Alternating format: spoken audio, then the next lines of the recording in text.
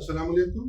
گفتگو کے سلسلے کو آگے بڑھاتے ہوئے ڈاکٹر ندیم شرازی ایک نئے موضوع کے ساتھ آپ کے لیے حاضر خدمت ہے، اور سلسلہ کلام یہاں تک پہنچا ہے کہ ہم او لیول کے حوالے سے بات کر رہے ہیں کہ جو طلباء کیمبرج یونیورسٹی میں او لیول کا امتحان دیتے ہیں ان کی مشکلات کو آسان کیسے کیا جائے۔ تو ہمارا گفتگو کا سلسلہ جو چل رہا ہے اس میں ہم اب تک جہاں تک پہنچے ہیں کہ وہ یہ ہے کہ پہلا پرچہ ریڈنگ اینڈ رائٹنگ جسے بولتے ہیں، یہ دوسرے لفظوں میں یہ کریٹو رائٹنگ ہے، تخلیقی تحریر اس کو ہم کہتے ہیں۔ تو اس کا ایک سوال ہم آپ کو بتا چکے، مضمون نگاری، اور دوسرا سوال اس کا ہوتا ہے تفہیم نگاری۔ تفہیم ایک اس قدر کمپریہنشن، اپنے نام سے ہی وہ ایک کمپریہنسو چیز ہے، اور اگر وہ کمپریہنسو آنسر نہیں ہوگا تو پھر جس طرح کے اس عنوان کا نام ہے، جس طرح کا یہ عنوان ہے، آپ خود ہی سمجھ لیں کہ اگر آپ کمپریہنسو جواب نہیں دیں گے تو پھر آپ کا جواب مناسب تصور نہیں کیا جائے گا۔ اس حوالے سے ایک دو باتیں بہت ضروری ہیں، اور وہ یہ ہے کہ طلباء کو یہ میں گزارش کروں گا کہ وہ تفہیم حل کرتے ہوئے پہلے عبارت کو پڑھیں۔ تفہیم حل کرتے ہوئے پہلے سوالات کو پڑھنا سختی سے منع ہے۔ آپ نے سوالات نہیں پڑھنے پہلے، آپ نے عبارت پہلے پڑھنی، اس کی وجہ بھی بتاتا ہوں کیوں پڑھنی ہے۔ اور عبارت ایک دفعہ اگر مکمل طور پر سمجھ نہیں آتی، 2 دفعہ پڑھیں اور اس کو ہائی لائٹ کریں۔ ہائی لائٹ سے مراد یہ نہیں کہ آپ اس کے اوپر لائنیں لگا دیں، کم از کم آپ کو چل جائے کہ اہم نکات اس میں کون کون سے، باریک کوئی ایک پین کے ڈاٹ سے آپ اس کو دیکھ سکتے ہیں کہ کون سا پوائنٹ کتنا اہم ہے، کون سا نقطہ کس حد تک اہم ہے۔ اس کے بعد آپ نے اگلا مرحلہ ہے سوالات کے پڑھنے کا۔ کیوں کہہ رہا ہوں کہ عبارت پہلے پڑھنی چاہیے؟ اصل وجہ یہ ہے کہ جب بچے سوال پڑھتے ہیں تو پہلا سوال پڑھنے کے ساتھ ہی بچے عبارت میں اس کا جواب ڈھونڈنا شروع کر دیتے ہیں، اور اکثر پہلے سوال کا جواب عبارت کے آغاز میں ہوتا ہے، لیکن ضروری نہیں کہ اس کے آغاز میں ہی عبارت کا جواب ہو۔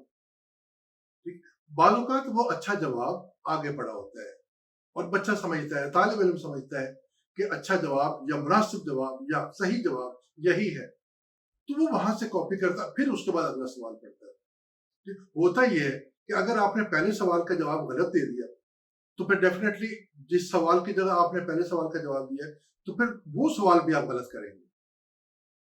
آپ نے پہلے سوال کی جگہ پر تیسرے سوال کا جواب لکھا تو پھر تیسرے سوال کی جگہ پر آپ پہلے سوال کا جواب لکھیں گے، تو آپ کے 2 سوالات غلط ہونے کے کبھی امکانات ہیں۔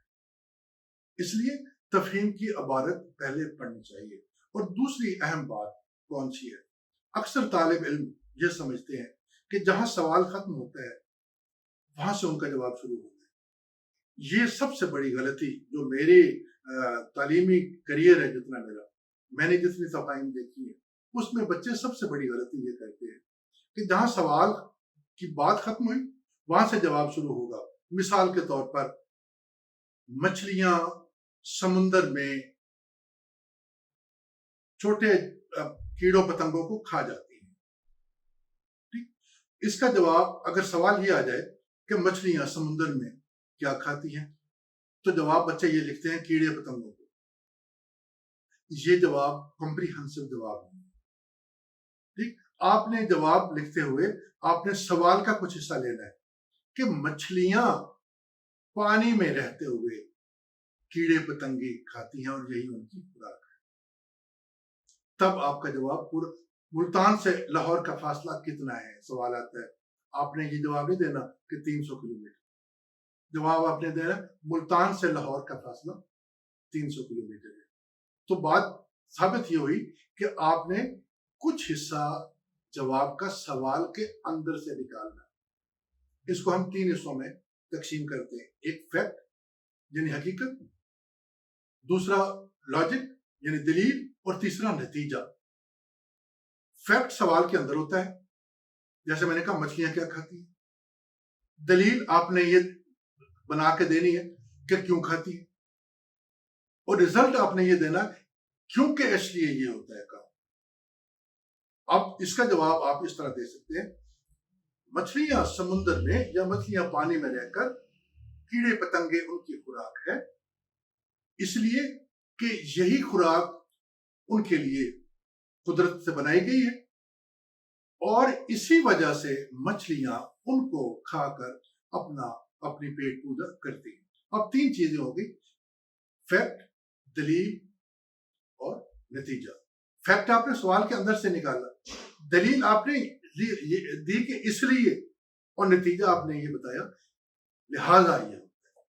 تو تقریباً 80% تفہیم کے سوالات کا جواب ان 3 نکات پر مشتمل ہوتا ہے. بہت کم جوابات ایسے ہوتے ہیں یا سوالات جس میں اپنا دلیل، فیکٹ اور نتیجہ تینوں چیزیں نہ پائی جائیں.